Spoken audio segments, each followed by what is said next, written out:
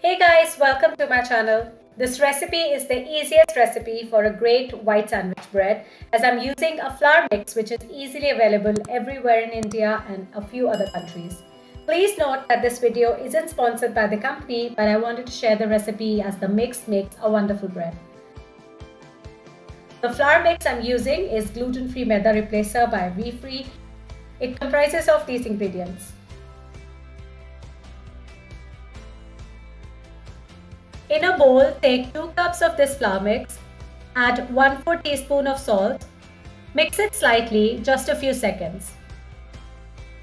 Keep it aside. Now, in a small bowl, take 1 cup of warm water, add 2 teaspoons of sugar, then 2 teaspoons of yeast. Mix well using a fork or a whisk to combine well so the yeast rises beautifully. Cover and keep it in a warm and draft-free place for 5 to 10 minutes. I keep it in a switched-off microwave with door shut. In the meantime, take a small bowl, add 2 eggs.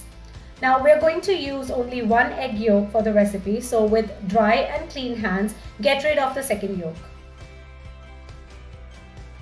Add 1/4 cup of any non-fragrant vegetable oil. I'm using canola oil. Whisk a little to combine and break the egg yolk. Keep aside till the yeast has risen. Now yeast is ready, add the egg and oil mixture to it. Whisk everything just for a few seconds.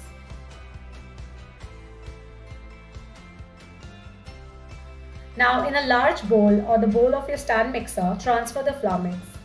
Start your mixer with the paddle attachment or dough kneading attachment.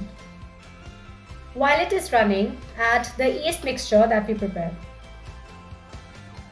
Let the mixer run for about 4 to 5 minutes, stopping once or twice to pull out the dough from the sides and bottom so it mixes properly with the rest of the dough. The final dough will look smooth like this. Transfer it to a well-oiled bread pan. I prefer using parchment paper for the bottom, so to ensure the bread doesn't stick there, because if it does, then it might break while being taken out from the pan. If you're not using parchment paper on the sides, then make sure the sides and corners are well oiled. Now using some warm water, flatten the surface of the bread so the dough is evenly distributed and spread out. The water also prevents the bread from drying out while rising as well as while baking. Keep it in a warm and draft-free place for 30 minutes. In this case as well, I'm keeping it in my switched-off microwave with door shut and will only open it after 30 minutes. After 30 minutes, the bread would have risen like this. Bake it in a preheated oven at 180 degrees Celsius for 25 minutes. The top of the bread might start to brown after about 15 minutes of baking. In such a case, switch the baking mode from toast to bake mode, that is with only the bottom rod on. After 25 minutes, the bread is ready. Switch off the oven and let the bread stay inside the oven as it is for 10 minutes with the door partially open. After 10 minutes, slide the knife to the sides of the bread to ensure it is not stuck to the pan.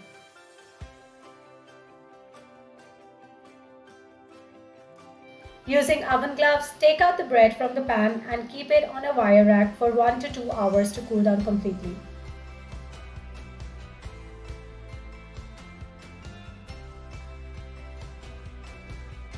The bread is cooled down. See how beautiful the crust looks. It's soft to touch and light in weight, which guarantees that it is not a dense bread. By the way, this bread stays great for 3 to 4 days. It's winters here, so I cover it in a plastic wrap and leave it on the kitchen shelf. But if you live in a warm place, then keep it in the fridge properly covered in plastic wrap after each use. However, take it out at least an hour before eating so the slices become soft again. You can even microwave the slices for a few seconds to soften them. Now look at these slices, they are super soft and delicious. You can eat them with Nutella or peanut butter or make them into a sandwich. I've tried everything and this bread is surely a winner. Please do try this recipe and share your comments. See you soon. Bye bye.